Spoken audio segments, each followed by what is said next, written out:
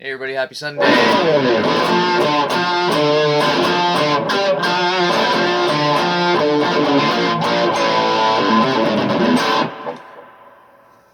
That was quick because I couldn't practice any other Mr. Big or David Lee Roth stuff in time to do a show today.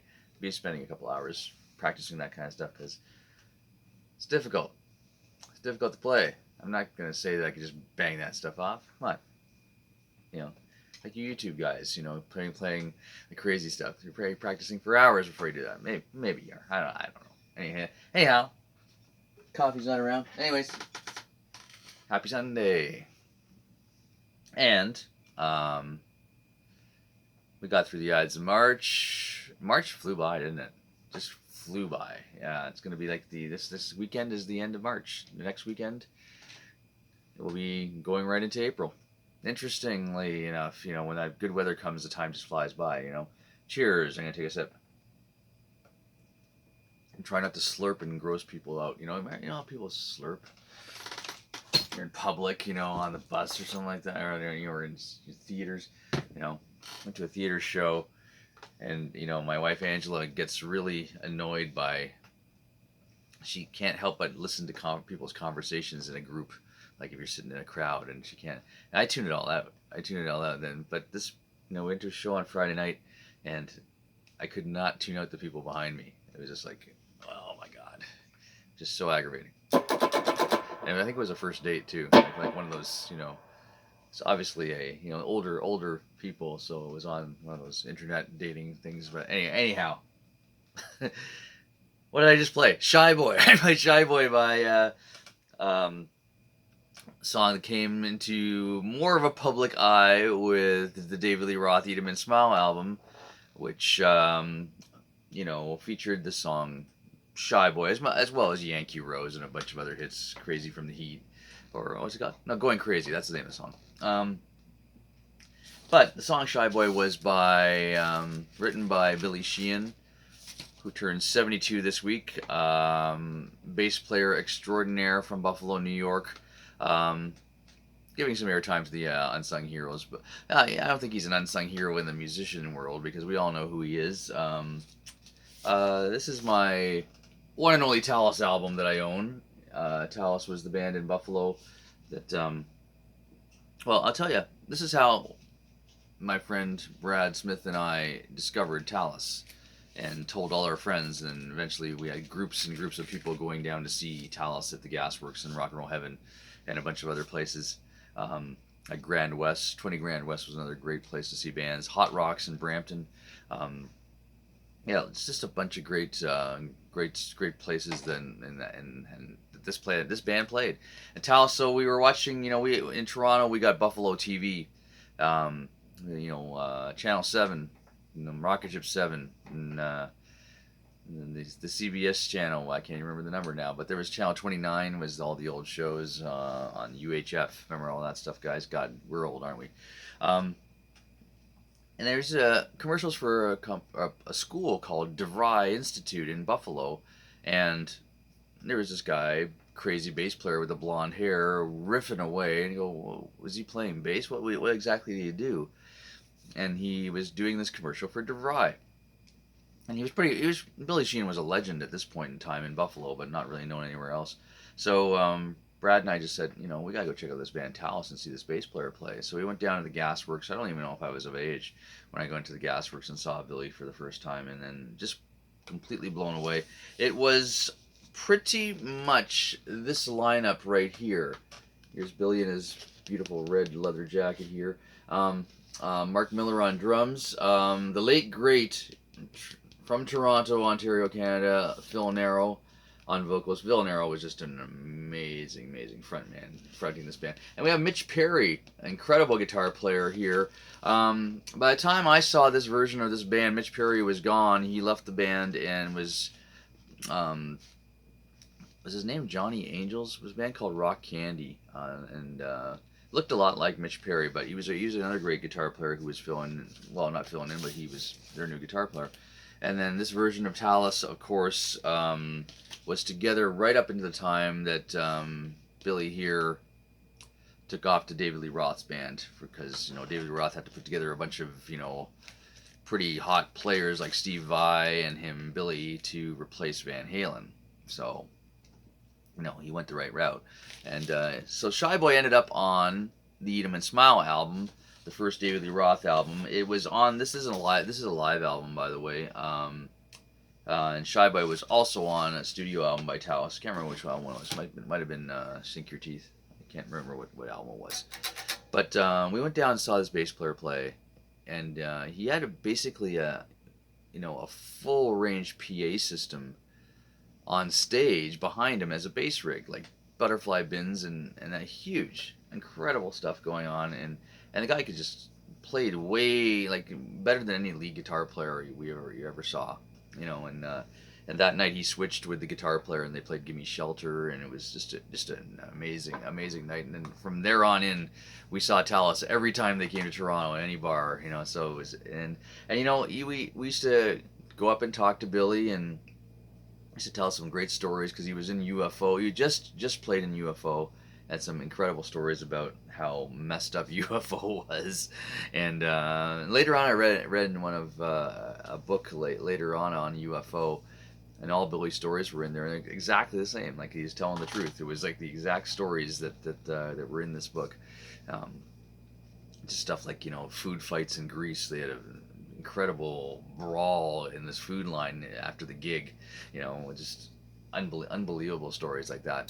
And they finished the tour, and they had, I guess they had 2 or 3 rental cars and a van and stuff like that, and they just drove up to the airport, parked them in the parking spots at the airport, jumped on their plane and took off. They were just so done with the tour and gone. They didn't even return their rental cars. It was wild. But Billy, happy birthday. Now here's a little weird parallel that has nothing to do with music or anything else, but Billy Sheehan turned 72 this week, and he was, it was funny because we were 19, 20 years old when we first discovered Billy. When I was telling you at the Gasworks and that, and I think he was 33 years old then, and that seemed old to us. It was like he had been around so much, and he was actually saying, "Yeah, I'm an old guy," and I'm like, now that I'm in my 50s, it's like, yeah, that's not too old, man.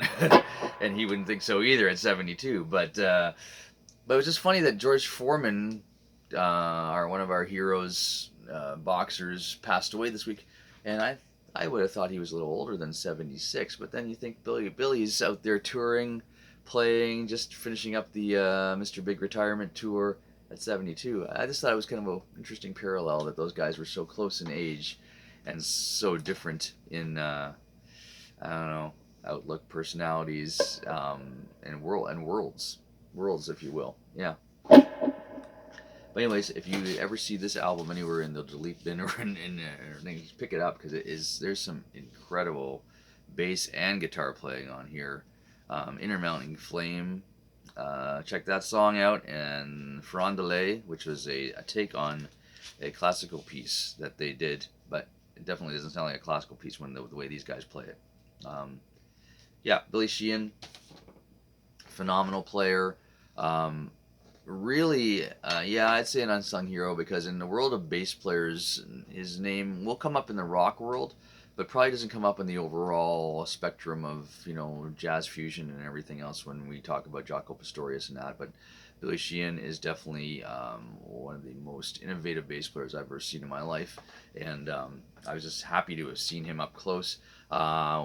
He joined David Lee Roth's band, and on a Halloween night on Carlton Street, very cold, and a lot of people were dressed in costumes.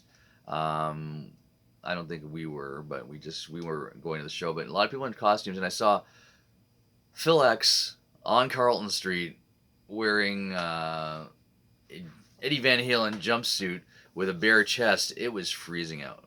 This is how much Phil loves Eddie Van Halen.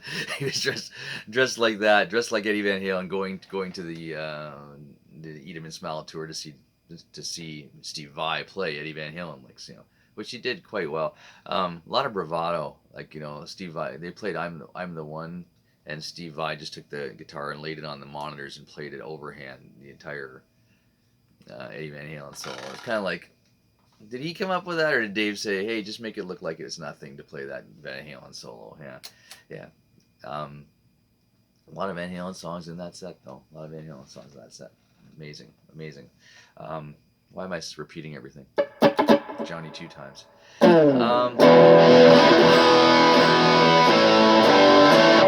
If you ever see any video footage of Vi and Sheehan, whether it's an Eat 'em and Smile tour, which there's not a lot of footage of, some bad camera stuff that you'll see from the times when we didn't all have phones and with cameras, and then but there's some solo stuff with Sheehan and Vi where they actually do Shy Boy and a few other things, and really, really, really cool stuff to see those two guys play together. Incredible stuff. Anyhow, go check out some Billy Sheehan stuff. And changing gears, special thanks to everyone at Spot One Grill, Spot One Music Hall. It says Music Hall on the sign. Last night for Keep the Faith. Our band does not play a lot of smaller bar venues, but we play this one. Mostly doing the theaters and the outdoor festivals, but it was really cool to play. My first time, well, I played the El Macambo with them, but my first time playing the entire tribute show to a smaller, more intimate crowd, which was amazing, amazing crowd.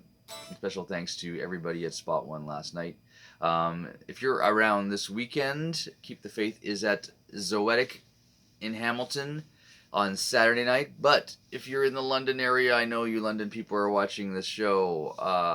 Bridge on Fire is at one of our favorite places to play, East Sides in London.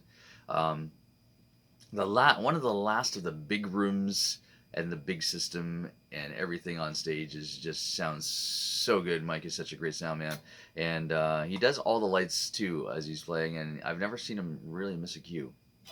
Really amazing that he does all the lights and sound at the same time. And that's at East Side Bar and Grill in London on Friday night, March 28th.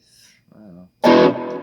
And the Keep the Faith show is our last show of the first, like I was calling it a winter tour. And we'll be back in, well, we never know. We might be back doing some last minute stuff, but I think the shows start again in May for us. If you haven't seen us yet, if you haven't seen Bridge on Fire yet, come out and see us play. Wow, that's expensive. I don't even know what that is. I just put my hands down and it came out. Anyways, everybody, cheers, happy Sunday. Have a great one. Yeah, just do that. Take it easy. Bye-bye.